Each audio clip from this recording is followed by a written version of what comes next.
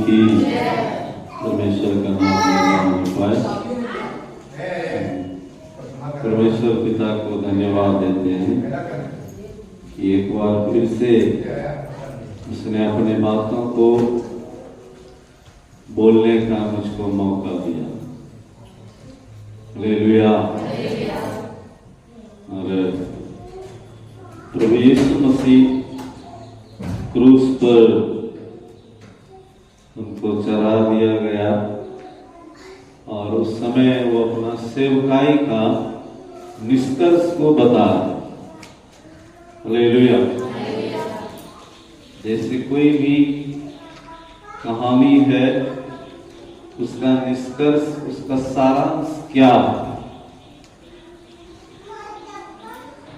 यानी उसमें से मुख्य बातें कौन कौन सी हैं, और उन्होंने उस क्रूस पर उन सारे निष्कर्ष को उन्होंने दिया। और निष्कर्ष देने का कारण ये नहीं है कि हम लोग केवल उसको सुने। हालेलुया। क्योंकि परमेश्वर केवल सुनने वाले को पसंद नहीं करता है, सुनकर उसके ऊपर चलने वाला परमेश्वर को चाहिए। संदेश देना आसान है यदि हम इसको अध्ययन करें अच्छी रीति से, तो एक टीचर की तरह हम उसके बारे में वर्णन कर सकते हैं। हालेलुया। और सामने वाला को सुनने में अच्छा लगेगा,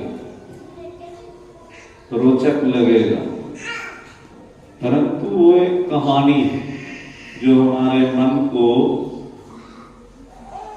आराम देता, थोड़ा सा आनंदित करता, रोचक लगता।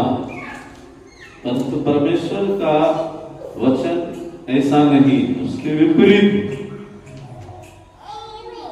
वो सुनने वाला, सुनाने वाला दोनों के लिए एक तलवार के रूप में काम करता। हालेलुया। ऐसा नहीं कि हम बोलेंगे वो वचन हमको नहीं काटेगा। सुनने वाले से अधिक सुनाने वाले को काटता है।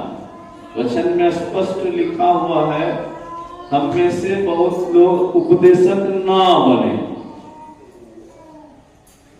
क्योंकि हम उपदेशक और भी दोषी ठहरेंगे। हालेलुया। उपदेश देना, सलाह देना बड़ा आसान होता है, परंतु जैसे पास्टर जी ने भी बताया, हमारे जीवन में वो घटना यदि घटित होता है, तब हम किस प्रकार का प्रतिक्रिया देते हैं।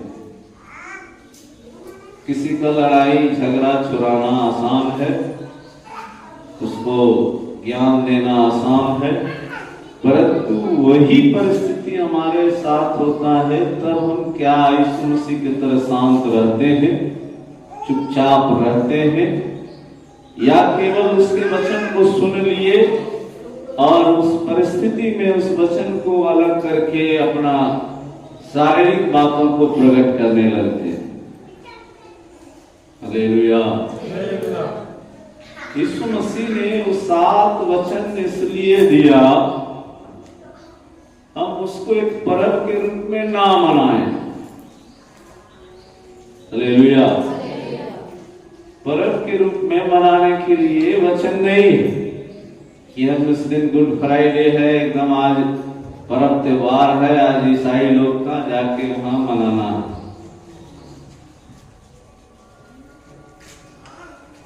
परंतु हम इसलिए आना है, हम अपने आप को उस वचन के सामने तौलना है कि पिछले साल भर में जो हमको 7 वचन मिला, क्या मेरे जीवन में वो 7 सही से हमने उसका पालन किया या नहीं किया। हालेलुया। यहाँ आने से पहले मेरा धड़कन बढ़ा हुआ। हालेलुया।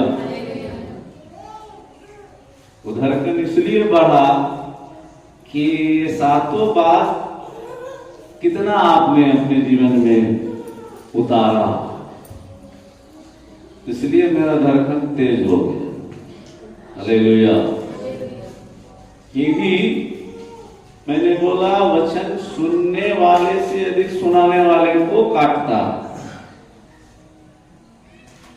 क्योंकि काटने के लिए बल लगाना पड़ता। किसी वस्तु को हम काटते हैं तो उस पर बल लगाते हैं तब कटता। तो ये दो धारी तलवार जो है, इस पर यदि हम बल लगाएंगे तो ज्यादा घायल हम होंगे। हालेलुया। बोलिए प्रभु यीशु मसीह की। हम और एक बात है कि यीशु मसीह ने हमारे लिए, आपके लिए, सारे मानव जाति के लिए जिन कामों को किया, जिन त्याग को किया, जिस दुख को उठाया, उसको याद करके उसको धन्यवाद देने के लिए हम यहाँ पर इकट्ठे होते हैं। हालेलुया। कोई साधारण बात नहीं है। कोई मनुष्य हमारे लिए, आपके लिए छोटा सा मदद कर देता है तो हम उसको जीवन भर याद रखते हैं और मौका की तलाश में रहते हैं। हमको मौका मिले तो हमें इस उधार को चुका दें कि कल दिन में कहीं कोई हमको ताना नहीं मारे। परमेश्वर का वचन भी हमें ताना मारता। हालेलुया। वो हमें ठोकता है बार बार, मैंने तुम्हारे लिए इस काम को किया, तुमने मेरे लिए क्या किया। हालेलुया। बोलिए प्रभु यीशु मसीह की।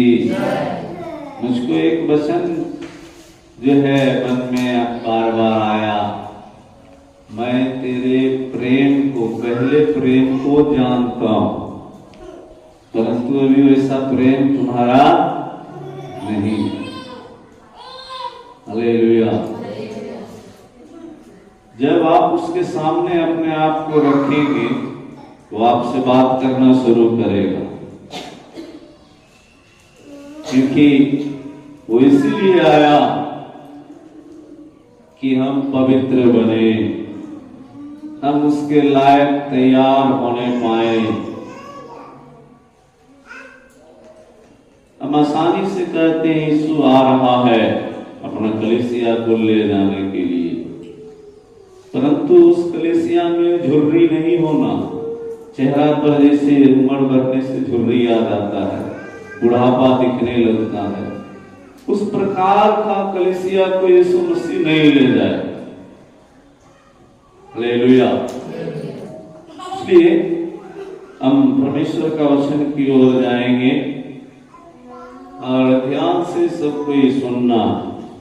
बाइबल है आपके पास, अपना बाइबल को खोल लेंगे और दूसरा यीशु मसीह ने जो क्रूस पर अपना वचन को दिया उसको अध्ययन करने जा रहे हैं। लूका 23 अध्याय उसका 43 पद। जिनको मिला पढ़ेंगे, नहीं तो मैं आपके बीच में पढ़ता हूं। उसने उससे कहा, मैं तुझसे सच कहता हूं कि आज ही तू मेरे साथ स्वर्गलोक में होगा। प्रभु यीशु मसीह ने उस डाकू से कहा कि आज ही तू मेरे साथ स्वर्गलोक में होगा। यीशु मसीह उस डाकू को गारंटी दे रहे हैं।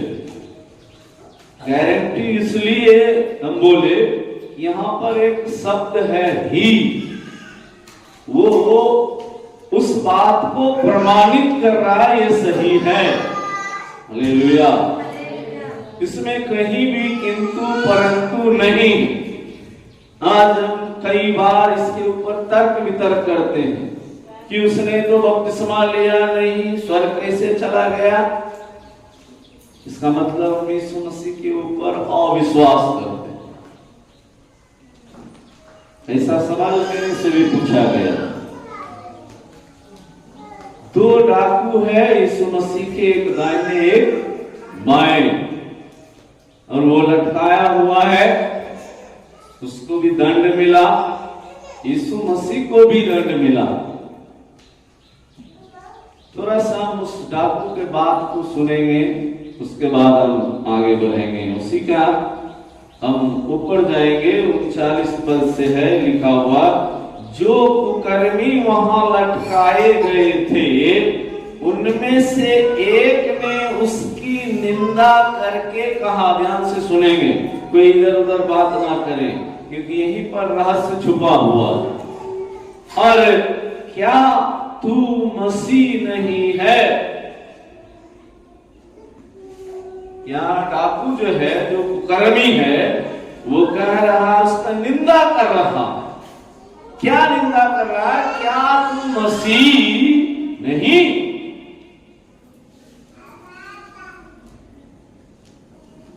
और तो फिर अपने आप को और हमें बचा।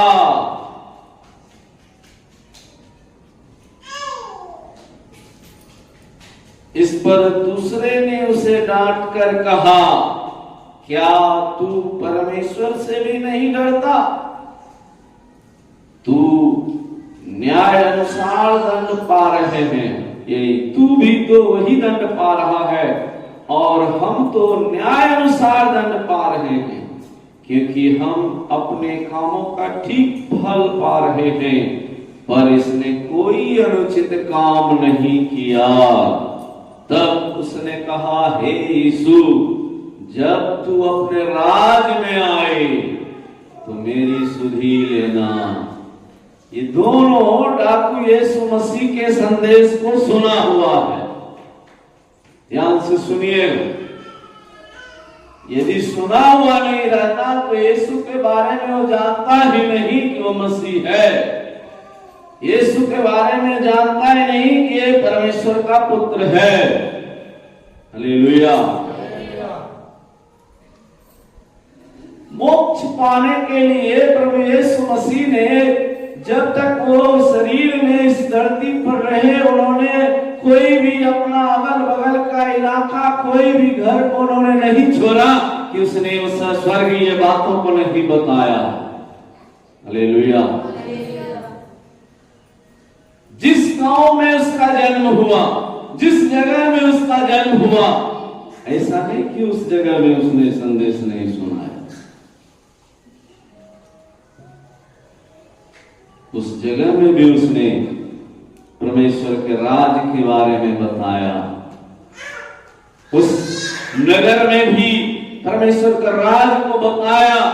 वो केवल जो है गरीबों के बीच में ही नहीं, उसने चोर बदमाश, जो अधर्मी कुकर्मी, सबके बीच में परमेश्वर के राज के बारे में बताया, ताकि कोई भी ये ना कहने पाए कि मैं तुझको नहीं जानता हूं, मुझको ये संदेश नहीं मिला। हालेलुया। परमेश्वर के ऊपर कोई भी मनुष्य उंगली नहीं उठा सकता कि मैंने तेरे बारे में नहीं जाना।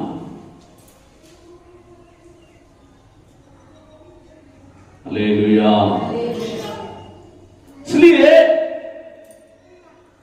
कई बार हमारा भी हाल ऐसा हो जाता है। कई बार जब हमारे जीवन में काम नहीं हो पाता, प्रार्थना का उत्तर नहीं मिल पाता, हम भी परमेश्वर के ऊपर उंगली उठाना शुरू कर देते हैं।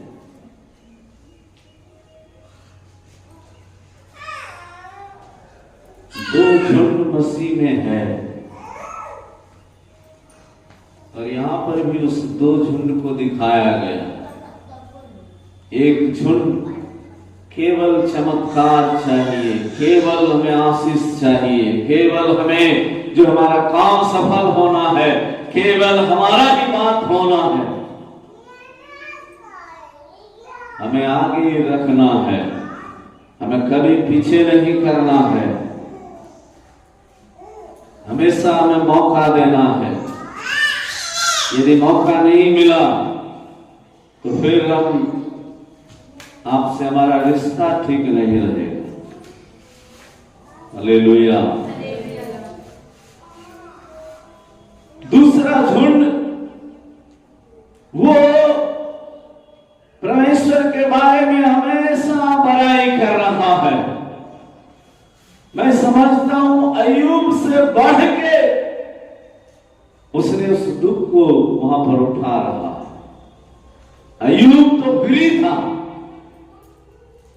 एक फ्री मनुष्य, एक फ्री आदमी। अब जैसे है वैसे में शरीर में दिक्कत है, परेशानी है, उसको झेल सकते हैं। परंतु जब आपका शरीर भी को आपको सपोर्ट नहीं मिल पा रहा खड़ा होने के लिए, आपका शरीर खुद आपके विरोध में काम कर रहा है, उस समय उस दुख को उठाना आसान नहीं। एक बीमार व्यक्ति को खटिया मिल जाए, चौकी मिल जाए, पलंग मिल जाए, उसका शरीर तो आराम में है, परंतु उस क्रूस पर एक दाहिने एक बाएं हाथ में कील लगा हुआ है, पैर में कील लगा हुआ है, परंतु शरीर का बैलेंस जो है इसके बारे में थोड़ा सा सोचिए। शरीर का बैलेंस नहीं बना सकते। मेरे मन में विचार आया, जब तक उसका गर्दन को यदि पकड़ नहीं मिले, इस पोर्शन को पकड़ नहीं मिले, तो उसका वेट जो है वो नॉर्मल नहीं हो सकता। उसका वेट पूरे शरीर को दबाएगा। हालेलुया। वो जब दबता होगा, उसका शरीर धीरे धीरे धीरे धीरे उसके ऊपर बोझ बनता होगा, उसका दर्द और बढ़ता होगा, उसका चिल्लाहट और बढ़ता होगा।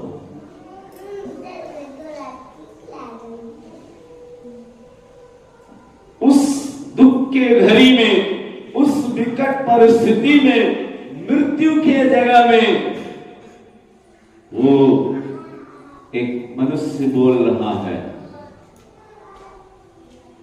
कि हम तो न्याय अनुसार दंड पा रहे हैं, हमने गलत काम किया, जो वहां का कानून था उस कानून के अनुसार हमें दंड मिल रहा है, परंतु उस देश के अंदर जो कानून था उस कानून में कहीं ऐसा बातें नहीं लिखा हुआ है, और जिस काम का कोई सजा नहीं है, जो काम यीशु मसीह ने किया नहीं, उसको गलत ठहरा के, झूठा साक्षी को ला के उसके विरोध में वहां पर जो है षड्यंत्र रच के उसको उस क्रूस पर चढ़ा दिया।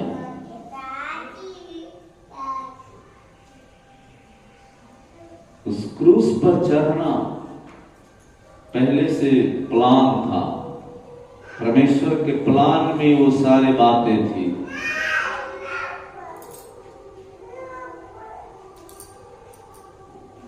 और उस क्रूस के दर्द को यीशु मसीह ने क्रूस पर जाने से पहले अनुभव कर लिया था।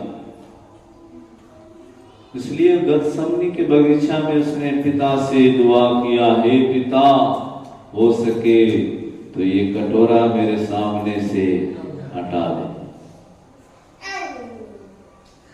क्योंकि वो शरीर का दर्द को उसने महसूस कर लिया। उस दर्द का महसूस करने के कारण उसका पसीना लहू के रूप में, इतिहास में उसका वर्णन है, वो पसीना लहू के रूप में गिर रहा।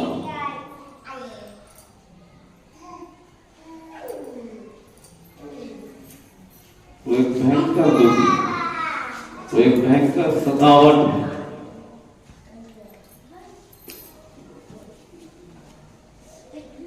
उस दर्द को वो डाकू, वो कुकर्मी सह रहा है।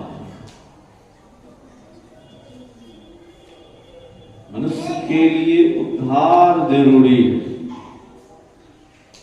परंतु उस उद्धार को बचा के रखना और भी जरूरी है। हालेलुया।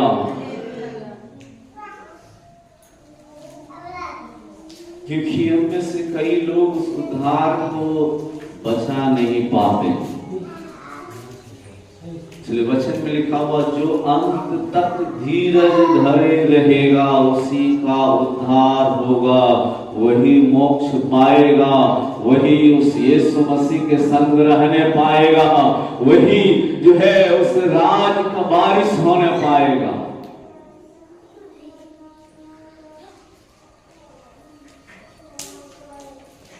हमारे शरीर में कुछ भी हो, हमारे जीवन शैली में कुछ भी कमी घटी हो, क्या उस परिस्थिति में हम परमेश्वर से उतना प्रेम करते हैं जितना प्रेम हमें परमेश्वर जब आशीष देता है उस समय करते हैं? यीशु मसीह सारे मानव जाति के कल्याण के लिए उस पिता का प्रेम को प्रकट करने के लिए उसने उस मृत्यु को सह लिया, जिस मृत्यु को सहना एक आम आदमी के बस में नहीं है। और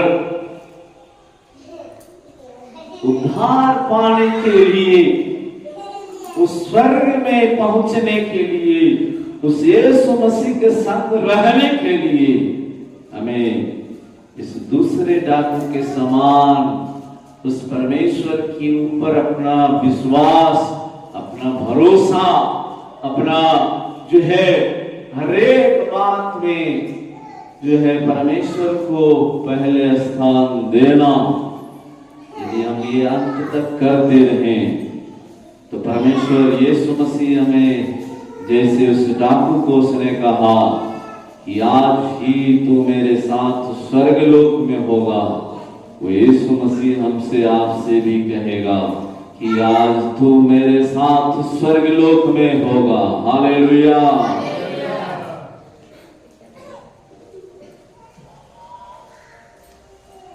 बाइबल के अंदर में शायद हमको नहीं लग रहा है यीशु मसीह किसी को कहे होंगे कि आज तू मेरे साथ स्वर्गलोक में होगा। हालेलुया।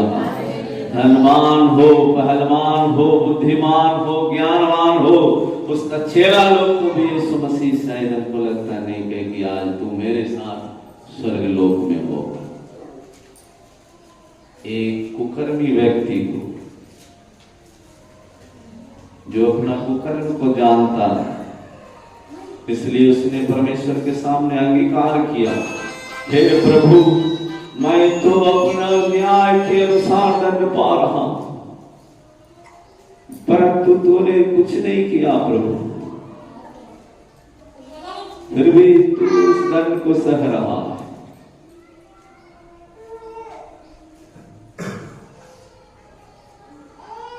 आज हम कई बार गलती करते हैं, कई बार पाप में डूब जाते हैं, फिर भी ढीठ के समान हम बात करते हैं।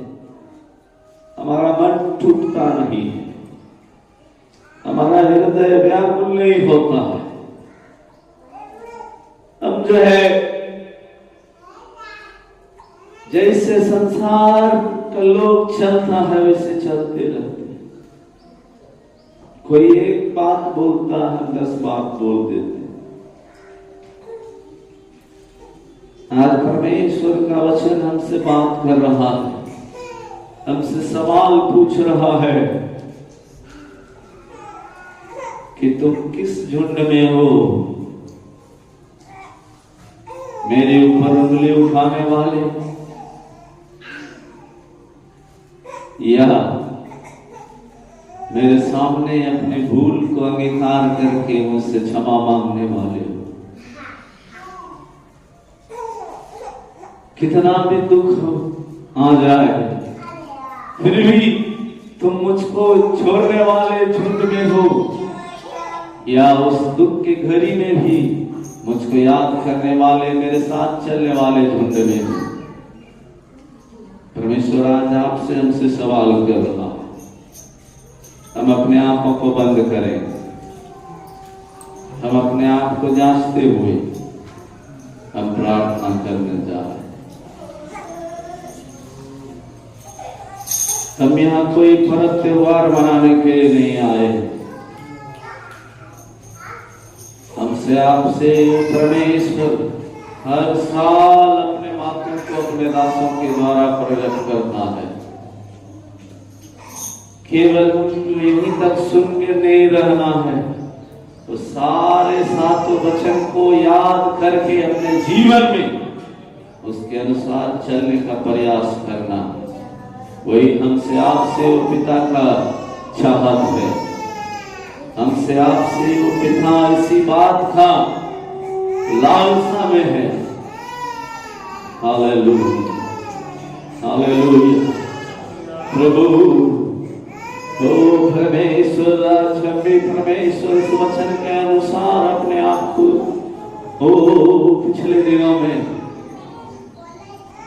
हमने कई बार प्रभु तेरे ऊपर उंगली उठाया, कई बार खुरखुराया परमेश्वर, कई बार प्रभु मन में आया कि मैं छोड़ दूं, परंतु परमेश्वर तो अपने वचन से फिर से हमें स्मरण दिलाया।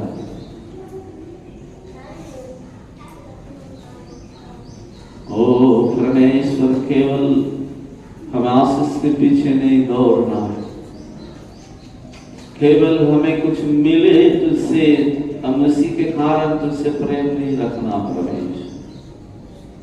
कुछ मिले ना मिले तो भी हम तुझको धन्यवाद देते रहे, तो भी परमेश्वर हम तेरे पीछे चलते रहने वाले होने पाए। हे परमेश्वर, जो भी जाने अनजाने में हम लोगों से भूल चूक हुआ, तो सारी गलतियों को प्रभु हम तेरे सामने मान लेते हैं, तुझसे क्षमा याचना चाहते हैं प्रभु। वो कलवरी क्रूस पर तूने जो पवित्र लहू को बहाया, एक बार फिर से परमेश्वर अपने लहू से हम सबों को धो ले, और भी हमें पवित्रता में प्रभु बढ़ने के लिए आप मदद कीजिए परमेश्वर। जैसे दाऊद कहता है, हे परमेश्वर, अपनी आत्मा को मुझसे अलग ना कर, उस पवित्र आत्मा को हमसे परमेश्वर या पर बैठे हो हरेक से तो उस पवित्र आत्मा को अलग ना होने दे। और परमेश्वर, हम कई बार उस आत्मा को दुखी कर देते हैं प्रभु, कई बार शोकित कर देते हैं परमेश्वर। प्रभु हमें क्षमा करो, हमें क्षमा कर दे। तू हमें क्षमा किया, धन्यवाद दे।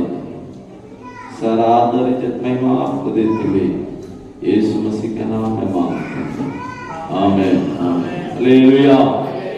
मैं 10 मिनट और आपके बीच में समय लूंगा, और उसके बाद फिर पास्टर जी आगे अगुवाई करेंगे। दूसरा वचन को मैंने आपके बीच में रखा, अभी तीसरा वचन को हम लोग अध्ययन करने जा रहे हैं। यूहन्ना 19 अध्याय उसका 26 से लेकर 27 पद तक पढ़ेंगे। जब यीशु ने अपनी माता और उस चेले को जिससे वह प्रेम रखता था पास में देखा, तो अपनी माता से कहा, हे नारी, देख ये तेरा पुत्र है। तब उसने चेलों से कहा, ये तेरी माता है। और उसी समय से वो चेला उसे अपने घर ले गया। हालेलुया। यहाँ प्रभु यीशु मसीह को अभी इस धरती को छोड़ के जाना, परंतु कुछ काम बाकी रह गया। उस काम को उसने पूरा किया, इसलिए आखिरी में उसने कहा, सब कुछ पूरा हुआ। उसकी मां मरियम यीशु मसीह को मारा गया, पीटा गया, भटकाया गया, थूका गया, हर एक अत्याचार को किया गया, उसका माँ अपने आंखों से देख रही। हालेलुया। हम अपने बच्चे को कोई दूसरा एक थप्पड़ मार दे तो सह नहीं पाते, सह पाते हैं क्या? यीशु मसीह के मां को देखिए कितना वो सह रही है। हालेलुया।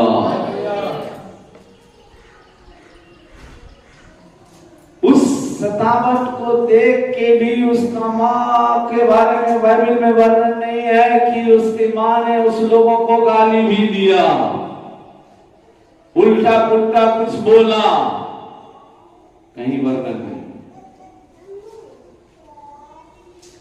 क्योंकि उसने उस काम को किया ही नहीं। यदि करता तो उसका वर्णन यहां पर रहता। दाऊद ने गलती किया, उसका वर्णन है। लूत ने गलती किया, उसका वर्णन है। हालेलुया।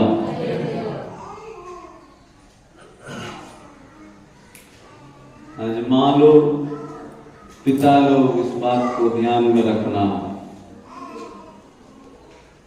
तभी यीशु मसीह आपके लिए उपाय करेगा। हालेलुया। आत्मिक दृष्टि से और सांसारिक दृष्टि से